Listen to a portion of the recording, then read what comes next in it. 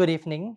The Land Custody and Development Authority (LCDA) continues to strengthen its commitment to inclusive development and the well-being of the people through the LCDA Daruhana 2026 Breaking Fast event held at the Waterfront Hotel here on Tuesday.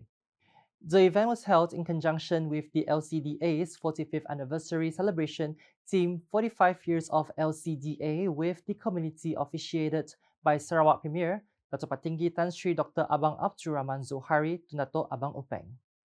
According to LCDA, the organization of this event is not just an annual tradition, but a platform serving to appreciate the synergy between government agencies, community leaders, and the media who have supported the agency's journey for 4 decades. This corporate social responsibility program is clear proof that in pursuing the trend of modernization through the Daruhana Development Project, the welfare of the underprivileged remains a priority in the Sarawak government's development agenda. The highlight of the ceremony saw LCDA General Manager Datuk Surveyor Zaidi Mahdi hand over the 2025 Business Zakat contribution amounting to RM1,782,437.05 to Tabung Baitumal Sarawak, represented by its General Manager Datuk Abang Muhammad Shibli Abang Muhammad Naili. In addition to the Zakat handover, the Sarawak Premier also presented Hari Raya contributions amounting to RM25,000 to 125 recipients from 13 villages under the Daruhana Development Project. Each resident received RM200 as an initiative to help prepare for the upcoming Aidilfitri celebration. The Inland Revenue Board (LHDN) continues to strengthen the nation's tax system digitalization agenda through the implementation of e-Invoicing, which has now entered Phase 4, involving approximately 10,000 companies in Sarawak. LHDN Chief Executive Officer Dr. Abu Tariq Jamaluddin said the implementation of this latest phase is part of a tax transformation initiative to enhance transparency, efficiency, and tax compliance among companies. Lebih kurang 10,000 syarikat-syarikat fasa 4 di negeri Sarawak ni akan mengambil bahagian dalam inisiatif e-Invoicing ni. He said this during a press conference after a courtesy call on the Sarawak Premier at the Satria Pertiwi complex on Wednesday. At the national level, nearly 200,000 companies across Malaysia have been involved in the e-Invoicing rollout, with the total number of digital documents received now surpassing 1 billion. According to him, in addition to e-Invoicing, LHDN also encourages company participation in the Tax Corporate Governance Program, a strategic collaboration between the agency and the corporate sector to ensure tax governance and reporting are at their best. Commenting on e-filing access, particularly in rural areas, he informed that LHDN provides assistance through its network of offices and satellite offices throughout Sarawak. The Organising Committee for the 2026 Sarawak State Gawai Dayak celebration has been established to coordinate early preparations for the festivities, which are scheduled to commence this coming May. The committee's formation follows a handover of duties meeting for the Sarawak Gawai Dayak Organising Committee held on Tuesday. The session was chaired by Sarawak Deputy Premier and Chairman of the 2026 Sarawak Gawai Dayak Main Committee, Dato' Amar Douglas Uga Embas. During the meeting, Dato' Amar Douglas Uga explained that the gathering was held to ensure all program planning is implemented in an orderly, organized, and high-impact manner. He emphasized that this year's celebration must be executed with higher standards and meticulous planning, in line with the Sarawak government's aspiration to position Gawai Dayak as a premier state cultural event capable of elevating Dayak heritage and identity to a broader stage.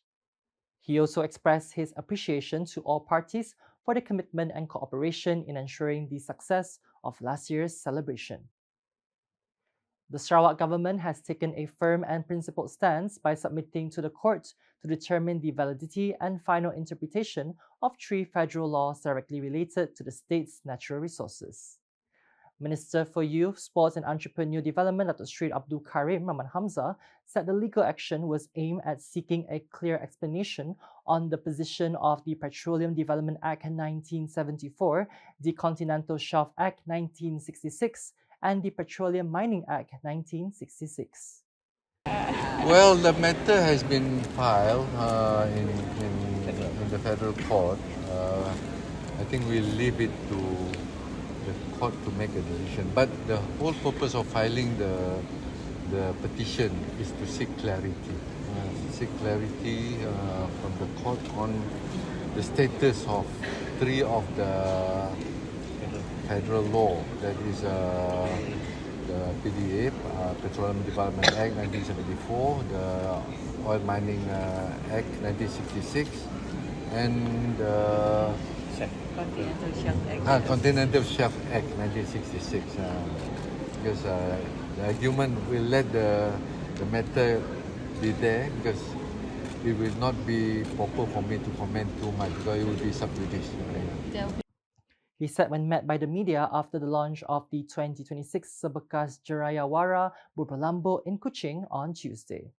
He explained that the petition filed touched on the issue on natural resources and state border jurisdiction, hence choosing a legal approach to ensure that the interpretation obtained was valid and final in the interests of Sarawak.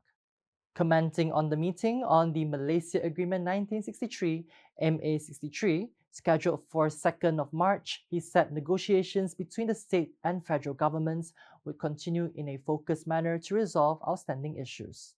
According to him, among the matters focused on to include health issues, education and special registration under Article 112D of the Federal Constitution.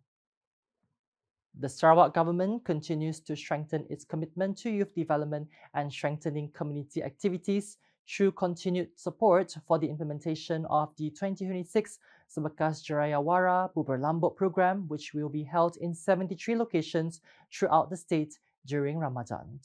The launching ceremony of the 2026 Sebekas Jerayawara Burberlambo was officiated by the Minister for Youth, Sports and Entrepreneur Development, Dato' Sri Abdul Karim, at the ICATS University College in Kuching on Tuesday. In his speech, he stressed that the Sarawak government always supports youth initiatives that have a direct impact on the community, including volunteering and welfare programs during Ramadan.